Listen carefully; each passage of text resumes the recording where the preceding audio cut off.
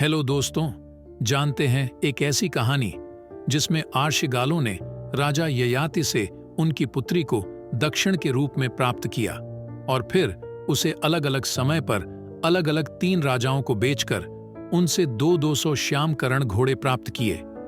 अंत में उन्होंने माधवी को अपने गुरु विश्वामित्र को दक्षिण के रूप में भी दे दिया और इन चारों ने यानी कि तीनों राजाओं और गुरु विश्वामित्र ने न केवल माधवी के साथ संभोग किया बल्कि उससे एक एक पुत्र की भी प्रताप की। तो क्या है यह पूरी कहानी, आई विस्तार पूर्वक जानते हैं। एक समय की बात है, धर्मराज ने विश्वामित्र मुनि की परीक्षा लेने की ठान ली। उन्होंने वशिष्ठ ऋषि का वेश बनाया और विश्वामित्र मुनि की कुटिया में पहुंच गए। वहां पर जाकर उन्होंने विश्वामित्र से खाने के लिए आनम मांगा। उसे समय विश्वामित्र के आश्रम में बना हुआ भोजन नहीं था, लेकिन दरवाजे पर वशिष्ठ आर्षि को अन्न के लिए प्रार्थना करते देख विश्वामित्र को खुशी का ठिकाना न रहा और वे उन्हें थोड़ी देर विश्राम करने को कहकर अंदर जाकर खीर बनाने लगे। इतनी ही देर में वशिष्ठ बने हुए धर्मराज ने दूसरे आश्रम में जाकर आनंद को ग्रहण कर लिया। जब विश्वामित्र खीर बनाकर बाहर आए तब वशिष्ठ ऋषि ने कहा, मैंने आनम को ग्रहण कर लिया, अब आपका आनम मेरी किसी कम का नहीं है, आप अपना आनम स्वयं ही रख लीजिए। यह सुनकर विश्वामित्र हतप्रभ रह गए, क्योंकि उनके दरवाजे पर आया हुआ एक याचक बिना उनसे आनम दान लिए ही तृप्ति होकर जा रहा था। ऐसे में विश्वामित्र आवाक उसे आनम को अपने सर पर लिए ही वहीं जड़ हो गए और उन्होंने मन ही मन प्रतिज्ञा किया कि जब तक यह अतिथि मेरा यह आनम ग्रहण नहीं करेगा तब तक मैं यहां से नहीं हटूंगा। इस तरह विश्वामित्र सर पर आनम रखकर खड़े हुए बहुत समय बीत गया। उनके आसपास घास फूस के इकट्ठे होने लगे। ऐसे में एक आर्शिगालव ने उनकी बहुत ही सेवा करते और उनके विश्राम का भी पूरा ध्यान रखते। ऐसा करते हुए बहुत समय बीत गया। जब धर्मराज ने देखा कि विश्वामित्र मुनि अपने हट पर आड़ गए हैं और इनके परीक्षा का समय भी बीत चुका है, तो वे पुनः वशिष्ठ के रूप में वहां पर आए और विश्वामित्र से उनका अन्न मांगा। विश्वामित्र मुनि की तपस्या का ही वह प्रभाव था कि उनके सर पर रखा हुआ वह अन्न इतने समय के बाद भी तुरंत पकाए हुए आण के भांति ही ताज था। धर्मराज ने उसे अन्न को ग्रहण किया और विश्वामित्र मुनि अपनी है हट से बाहर निकले। इसके बाद विश्वामित्र मुनि ने गालव की बहुत ही प्रशंसा की और कहा कि तुमने मेरा बहुत ख्याल रखा, अब मैं अपना ख्याल खुद ही रख लूंगा, तुम यहां से जा सकते हो। तो गालव ने विश्वामित्र से गुरु दक्षिण मांगने के लिए कहा। उन्होंने कहा कि जब तक आप मुझे गुरु दक्षिण नहीं मांगते हैं तब तक मेरी सेवा सफल नहीं हो पाएगी। इस पर विश्वामित्र ने कहा कि मैं तुमसे प्रसन्न हूं, मैं तुम्हारी भक्ति को ही अपनी गुरु दक्षिणा समझता हूं, मुझे तुमसे कुछ नहीं चाहिए। लेकिन गालव जिद पर अड़ गया और इस हठ के कारण विश्वामित्र को क्रोध आ गया और उन्होंने कहा कि है गालव, यदि तुम मुझे कुछ देना ही चाहते हो तो मुझे 800 श्यामकरण घोड़े लाकर दो, यानी कि ऐसे घोड़े जिनका पूरा शरीर चंद्रमा के समान उजाला हो लेकिन उनके कान काले हों। आर्ष के पास धन तो था नहीं। उन्होंने सोचा था कि विश्वामित्र थोड़े से धन की मांग करेंगे और वे किसी राजा से मांगकर उसे धन की पूर्ति कर देंगे, लेकिन विश्वामित्र मुनि ने उनसे ऐसी गुरु दक्षिण मांग ली थी जो गालव के लिए देनी लगभग असंभव थी। इसीलिए गालव चिंता में पड़ गए और उन्होंने महान विष्णु की पूजा अर्चना की। भगवान विष्णु उनकी पूजा अर्चना से प्रसन्न होकर उनके पास अपने वाहन गरुड़ देव को भेजा। गरुड़ देव ने गालव आर्ष के पास आकर उनसे उनके मन के संताप का कारण पूछा। तब गालव ने अपनी सारी कथा गरुड़ देवता को बता दी। गालव आर्ष के दुख को सुनकर गरुड़ देवता ने कहा कि मैं तुम्हें चारों दिशाओं का संपूर्ण रहस्य बताता हूं, उसके बाद तुम मुझे जहां कहोगे मैं तुम्हें वहां पहुंचा दूंगा और तुम अपने मनोवंचित फल की प्रताप कर लेना। इसके बाद गरुड़ देवता ने सब दिशा के संपूर्ण रहस्य को बताएं। यह सब सुनने के बाद गालव आर्ष ने पूर्व दिशा में जान का निश्चय किया और वे गरुड़ की पीठ पर बैठकर पूर्व दिशा की ओर उड़ चले। गरुड़ अपने वेग में इतने अधिक थे कि उनके पीठ पर बैठे हुए गालव आर्ष के शरीर में आग लगने लगी। उन्होंने गरुड़ से प्रार्थना की, वे अपने वेग को कम करें, नहीं तो मैं मर जाऊंगा। इतना सुनकर गरुड़ देव वहीं एक पास के पर्वत पर विश्राम करने के लिए उतार गए। उसे पर्वत का नाम ऋषभ पर्वत था। ऋषभ पर्वत पर एक शांडिलिनी नामक ब्राह्मण ही रहा करती थी। जब वहां पर उसने 2 अतिथियों को देखा तो उन्होंने उन दोनों का बड़ा ही स्वागत और सत्कार किया। थोड़ी देर के बाद उन दोनों को नींद आ गई और 2 ही घड़ी के पश्चात जब उनकी नींद खुली तो गरुड़ देवता के पंख ही नहीं थे, वे पंखहीन हो गए थे।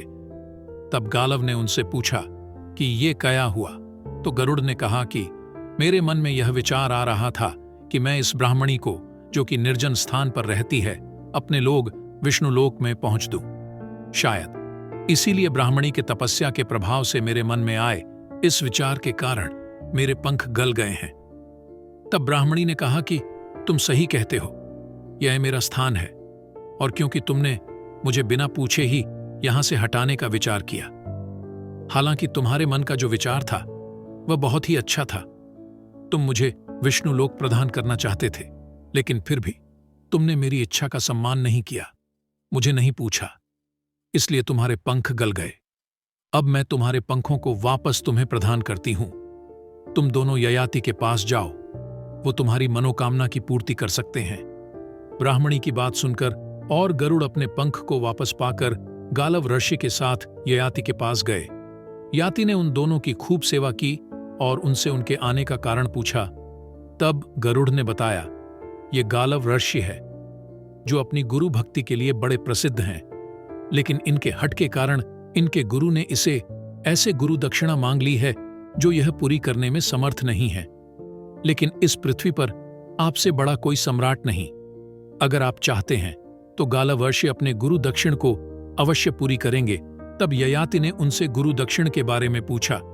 इस पर गरुड़ देवता ने बताया कि गालव ऋषि को 800 शामकरण घोड़े चाहिए। तब ययाति ने कहा, मैं यह देने में समर्थ हूं, लेकिन मेरी एक कन्या है, उसे एक महात्मा ने आशीर्वाद दिया है कि प्रत्येक प्रसव के बाद यह कन्या वापस से कुंवारी बन जाएगी। मैं गालव ऋषि को अपनी यह कन्या, जिसका नाम माधवी है, इसे प्रदान करता हूं, और गालव ऋषि उसे ले जाकर किसी भी ऐसे राजा को दान में दे दें जिसके पास 800 शामकरण घोड़े हों, तो यह अपनी गुरु दक्षिणा को पूरी कर सकते हैं। गालव ऋषि को भी यह बात पसंद आ गई और उन्होंने ययाति से उनकी पुत्री माधवी को ले लिया। माधवी को अपने साथ लेकर गालव ऋषि अयोध्या राजा हर्ष के पास गए और वहां पर जाकर उन्होंने उससे कहा कि हे राजन, तुम इस स्त्री को अपने पास रखो और मुझे इसके बदले में 800 शामकरण घोड़े दे दो। मैं अपने गुरु की गुरु दक्षिण को पूरी करना चाहता हूं। इस पर हर्ष ने कहा कि यह लड़की बहुत ही सुंदर है, इसमें वह सभी गुण हैं जो एक कन्या में होने चाहिए। मैं इस कन्या को अवश्य ही प्राप्त करना चाहूंगा, लेकिन हे ब्राह्मण, मेरे पास केवल 200 श्यामकरण घोड़े हैं। मैं 800 घोड़े आपको नहीं प्रदान कर सकता हूं। गालव ऋषि ये सुनकर चिंतित हो गए। तब माधवी ने कहा कि आपको मेरे पिता ने मुझको दान दिया है, इसलिए मेरा कर्तव्य है कि मैं आपके गुरु दक्षिणा के शर्त को पूरी करूं। हे महर्षि, आप मुझे इस राजा को देकर 200 श्यामकरण घोड़े प्राप्त कर लीजिए। जब मैं इस राजा के साथ रहते हुए एक पुत्र को उत्पन्न कर लूंगी तो वापस मैं कन्या हो जाऊंगी। फिर आप राजा से मुझे ले लेना और किसी दूसरे राजा को सौंप देना जिसके पास बाकी बच्चे हुए शामकरण घोड़े हों। गालव ने राजा को यह शर्त बताई तो राजा हर्ष को यह शर्त मंजूर हो गई और उन्होंने माधवी को 200 घोड़ा के बदले में स्वीकार कर लिया और इस प्रकार बहुत काल तक उसके साथ रमण करते हुए उन्होंने माधवी से एक पुत्र को उत्पन्न किया जिसका नाम वासु माना था। पुत्र के उत्पन्न होते ही माधवी पुनः कन्या बन गई और गालव ऋषि उसे लेकर काशी के राजा के पास गए। देवदास ने भी ऐसे ही बातें कहीं और उसने भी 200 श्यामकरण घोड़े के बदले माधवी को अपने पास रखा, उसके साथ संभोग किया और उससे प्रतदन नामक पुत्र उत्पन्न किया। तत्पश्चात गालव ऋषि पुनः माधवी को लेकर भोजनगर राजा उशीनर के पास गए और वहां भी 200 श्यामकरण घोड़े लेने के बाद उन्होंने माधवी को उशीनर को सौंप दिया। उशीनर ने माधवी के साथ रमण करते हुए शिव नामक पुत्र को प्राप्त किया। इसके बाद जब माधवी पुनः कन्या बन गई तो गालव ऋषि 200 बच्चे हुए श्यामकरण घोड़े की तलाश में दूसरे राजाओं की तरफ जाने लगे, लेकिन कोई भी राजा 200 श्यामकरण घोड़े प्रदान नहीं कर रहा था। तब गालव ऋषि बहुत ही उदास हुए। इस समय गरुड़ वहां पर आए और उन्होंने कहा कि इस धरती पर केवल 600 श्यामकरण घोड़े ही हैं, तुम्हें 200 और घोड़े नहीं मिल सकते हैं, क्योंकि प्राचीन समय में राजा गांधी की पुत्री सत्यवती को प्राप्त करने के लिए महर्षि कृषिक ने 1000 श्यामकरण घोड़े उत्पन्न किया थे। बाद में उन घोड़ा का स्वामित्व राजा पुंडरीक के हाथ में पहुंचे।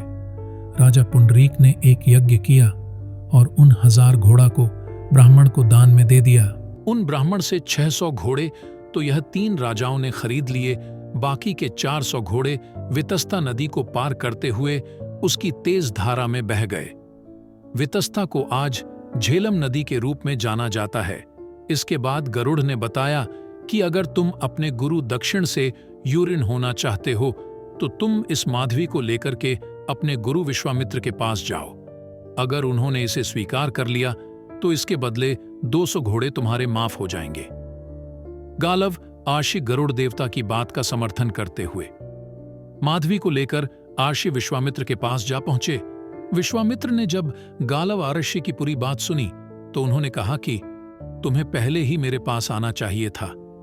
मैं इसके बदले तुम्हारे गुरु दक्षिणा को माफ कर देता और मैं स्वयं ही 4 पुत्र उत्पन्न करता।